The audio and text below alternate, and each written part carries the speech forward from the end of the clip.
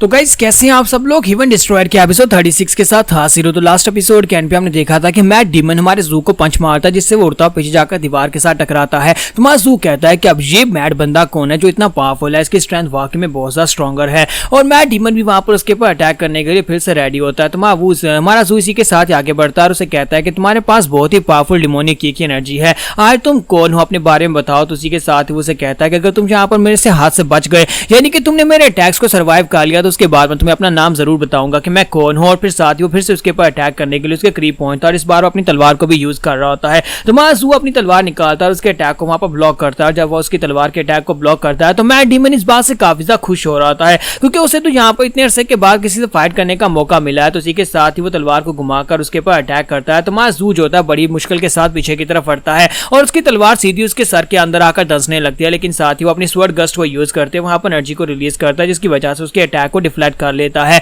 और mat demon भी jump करते पीछे की तरफ हट जाता है। तो हीमनली डीमन उसे कहता है कि तुमने यहाँ पर बहुत ही अच्छे से उसके अटैक को डॉज कर लिया, ये बहुत अच्छी बात है, तुम काफी अच्छे से सीख रहे हो। जबकि मैट डीमन भी वहां पर सोच रहा होता है कि ये लड़का वाकई में काफी ज्यादा अच्छा तलवारबाज है। और इसी के साथ ही उसे कहता है कि लड़के तुमको आम से लड़के तो बिल्कुल भी दिखाई नहीं देते, मुझे बताओ कि तुम यहाँ पर कितने ज्यादा अच्छे हो, तलवारबाज में, मार्शल आर्ट्स में कितने अच्छे हो, मैं देखना चाहता हूँ। और साथ ही वो जंप करता है और अपनी तलवार को सामने की तरफ थ्रो कर देता है। जबकि हमारा जू जो होता है वो भी अपनी की मदद से अपनी तलवार को कंट्रोल करते हुए सामने की तरफ थ्रो करता है। दोनों की तलवारें उड़ते हुए एक दूसरे के साथ जाकर टकराती हैं। जैसी दोनों तलवारें एक दूसरे की तलवारों के साथ टकराती हैं, इसी के साथ ही वो दोनों एक दूसरे के ऊपर अटैक करते हैं, दोनों एक दूसरे को घुटना मारते हैं और साथ ही दोनों एक दूसरे के साथ अपनी कोहनी टकराते हैं। तो मैट डीमन जो होता है वो वहां पर फिर से आगे बढ़ता है और उसे पंच मारता है, लेकिन साथ ही वहां पर हमारी जू की तलवार बीच में आती है, यानी कि दोनों की तलवार वहां पर बीच में आकर एक दूसरे के साथ टकराती है, दोनों पीछे की तरफ बढ़ते हैं। तो हमारा जू कहता है कि मैं इतनी आसानी से हार तो बिल्कुल भी नहीं मानूंगा। इस बार हमारा जू अपनी डार्क स्वर्ड के अंदर से बहुत ही पावरफुल स्वर्ड ब्लास्ट को यूज करता है। जब वो स्वर्ड ब्लास्ट को यूज करता है तो मैट डीमन को पीछे की तरफ हटना पड़ता है। तो मैट डीमन कहता है कि इस लड़के का स्वर्ड ब्लास्ट तो काफी ज्यादा पावरफुल है और फिर साथ ही वो फिर से सामने की तरफ एक स्ट्राइक लगाता है। अब दोनों की तलवारें एक दूसरे के साथ टकराने के बाद एक दूसरे की एनर्जी को नॉलिफाई कर देती है, दोनों की तलवारें नीचे ग्राउंड के अंदर आकर धंस जाती हैं और दोनों यहाँ पर फाइटिंग को काफी ज्यादा एंजॉय कर रहे होते हैं और फिर साथ ही फिर से एक दूसरे के ऊपर अटैक करने के लिए रेडी होते हैं।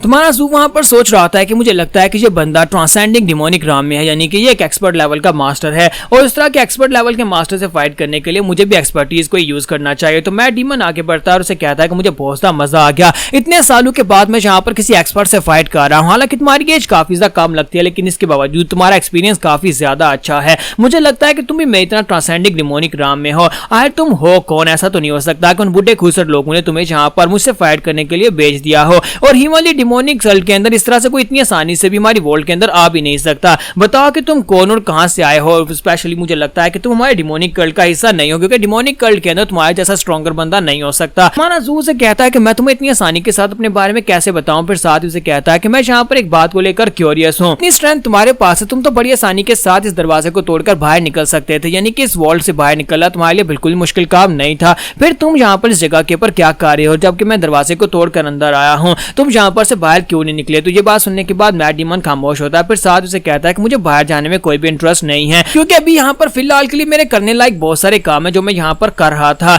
और अब यहाँ पर अपने बारे में बताओ कि तुम यहाँ पर क्या करने के लिए आए। तुम्हारा जू से कहता है कि मुझे यहाँ पर एक टास्क दिया गया है, मुझे हीमनली डिमोनिक रिंग को लाने के लिए भेजा गया है, मुझे यहाँ पर से हीमनली डिमोनिक रिंग चाहिए। तो मैट डीमन उसे कहता है कि मुझे लगा ही था कि ग्रैंड गार्डियन ने तुम्हें यहाँ पर कोई खास चीज लाने के लिए भेजा होगा, तुम्हारे जैसे एक्सपर्ट को यहाँ पर उस हीमनली डिमोनिक रिंग को लाने के लिए भेजा गया है। तुम्हारा जू से कहता है कि नहीं, असल में बात यह है कि वो मेरी ही चीज है, यानी कि वो हिमालय डिमोनिक रिंग मेरी है, इसी वजह से मैं उसे यहाँ पर से लेने के लिए आया हूँ। तो ये बात सुनते ही मैट डीमन काफी ज्यादा गुस्सा हो जाता है और कहता है कि तुम्हारी हिम्मत कैसे भी यहाँ पर ये बात कहने की। पहले तो मैं यहाँ पर तुम्हारी कदर कर रहा था कि तुम एक अच्छे वॉरियर हो, एक अच्छे एक्सपर्ट हो, तो मैं शायद तुम्हें यहाँ पर से जिंदा छोड़ देता, लेकिन तुमने यहाँ पर हिमालय डिमोनिक कल्ट के सुप्रीम हिमालय डीमन की रिंग को अपना कहकर बहुत बड़ी गलती कर दी। ये गलती तुम्हें बहुत ज्यादा भारी पड़ेगी। और साथ ही वो तलवार उठाता है और उसे कहता है कि तुम्हें यहाँ पर मुंह संभाल कर बात करनी चाहिए कि तुम यहाँ पर किसके बारे में बात कर रहे हो। और वो अपनी तलवार को अपने हाथ में पकड़ता है, जबकि माजू अपनी तलवार को अपने हाथ में पकड़ता है और उसे कहता है कि तुम्हें यहाँ पर अपना मुंह संभाल कर बात करनी चाहिए। शायद तुम्हें इस बात का अंदाजा नहीं है कि तुम इस वक्त किसके सामने खड़े होकर क्या बात कर रहे हो, क्योंकि मैं तुम्हारा सुप्रीम हिमालय डीमन हूँ। ये बात सुनने के बाद मैट डीमन को तो और भी बड़ा झटका लगता है, जब किसी के साथ ही मैट डीमन की कहानी सुनाई जाती है कि मैट डीमन जब यहाँ पर एक डिसाइपल था, उसकी फाइट हो रही होती है और वो एक डिसाइपल उसके सामने गिरा पड़ा होता है। तो मैट डीमन क्योंकि काफी ज्यादा स्ट्रॉन्गर था, तो उसे कहता है कि जुई गांग प्लीज यहाँ पर मुझे छोड़ दो, मैं मैं जहाँ पर हार मान लेता हूँ। हम दोनों के पास के रिलेशनशिप है, हम दोनों एक ही क्लास के क्लास फेलोज हैं, प्लीज मुझे जान से मत मारो। लेकिन वहां पर मैट डीमन जो होता है उसकी बात को इग्नोर करते हुए उसके ऊपर अपना पाँव मारता है और उसको वहीं पर जान से मार डालता है। और इसी के साथ ही विनर डिसाइड होता है कि जहां पर उसने यानी कि डान टाई ज़ुई गांग ने अपनी फाइट को जीत लिया है। तो बाकी के सभी लोग वहां पर उसे चीयर कर रहे होते हैं और बहुत ज्यादा खुश हो रहे होता है कि जहां पर इसने अपनी फाइट को जीत लिया। लेकिन ये एक ऐसा बच्चा था जिसे यहाँ पर इस बात की बिल्कुल कोई परवाह नहीं थी। हालांकि उसे कुछ भी महसूस नहीं हो रहा था। वो कहता है कि मुझे यहाँ पर कुछ भी महसूस नहीं हो रहा, मैंने अपने ही एक सबऑर्डिनेट की जान ले ली, यानी अपने क्लास फेलो की जान ले लिया फाइटिंग के दौरान, लेकिन मुझे कुछ भी महसूस नहीं हो रहा। अब अचानक से ये फीलिंग कहां पर चलेगी, मुझे कुछ भी चीज एक्साइटमेंट नहीं देती। और वो कहता है कि ये बहुत ज्यादा बोरिंग है। और इसी के साथ जब वो थोड़ा बड़ा हो जाता है तो वो कहता है कि मुझे यहाँ पर बहुत ज्यादा बोरिंगनेस महसूस होती है,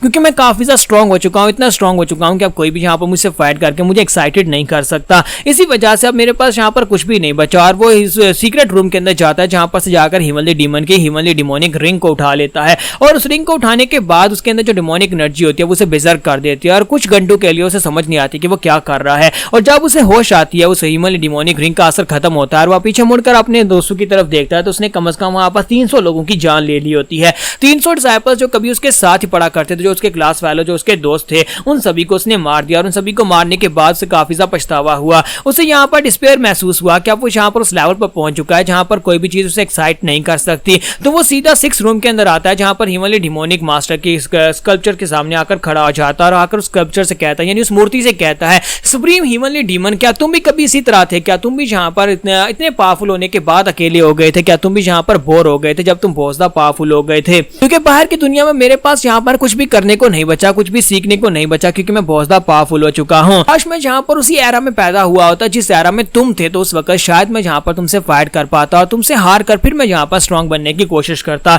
लेकिन अब यहाँ पर मैं किससे स्ट्रांग बनूंगा? मुझे लगता है कि मेरी जिंदगी का मकसद खत्म हो गया है। और जब वहां पर हिमवली डिमोनिक रिंग को वापस कर रहा होता है, इसी के साथ से वहां पर कुछ मैनुअल्स दिखाई देते हैं, कुछ बुक्स पढ़ी होती है जो कि खुद वहां पर सुप्रीम हिमवली डीमन ने लिखी थी। तो वो कहता है कि ये बुक्स यहाँ पर कैसी हैं? तो इसी के साथ वो बुक्स को ओपन करता है और उनको पढ़ना स्टार्ट करता है। तो जैसे जैसे वो वहां पर सुप्रीम हिमवली डीमन के लिखे हुए टेक्निक्स की बुक्स को पढ़ना स्टार्ट करता है, उसे यहाँ पर जिंदगी का एक नया नजरिया मालूम पड़ता है कि असल में उसके पास जो स्ट्रेंथ है वो कंप्लीट स्ट्रेंथ नहीं है। असल में सुप्रीम हिमवली डीमन जो था वो उससे बहुत ही हायर लेवल पर था। तो जैसे जैसे वो लफ्जों को पढ़ता है उसे एक नई एक्साइटमेंट महसूस होती है और वो अपनी मार्शल आर्ट्स को बेहतर बनाने के लिए अपने आप को साइकोलॉजी में उसी जगह पर रखना चाहता है और वो वहां पर से बाहर नहीं निकलता। तो ये कहानी यहाँ पर गलत है कि इसे यहाँ पर बंद किया गया था, इस जगह के ऊपर हमेशा के लिए सील कर दिया गया था। वो खुद यहाँ पर पिछले 50 साल से इसी जगह के ऊपर बैठकर हिमवली डीमन के लिखे हुए मैनुअल्स को मास्टर करने की कोशिश कर रहा है। उसने जितनी किताबें वहां पर लिख कर रखी हुई थी उन सभी को पढ़ रहा था और उसके बाद सब कुछ पढ़ने के बाद वो हमारे जू से कहता है, क्या तुम्हें पता है कि हिमवली डीमन ने यहाँ पर अपनी सारी जिंदगी की जितनी मार्शल आर्ट थी वो सारी बुक्स के अंदर लिखी,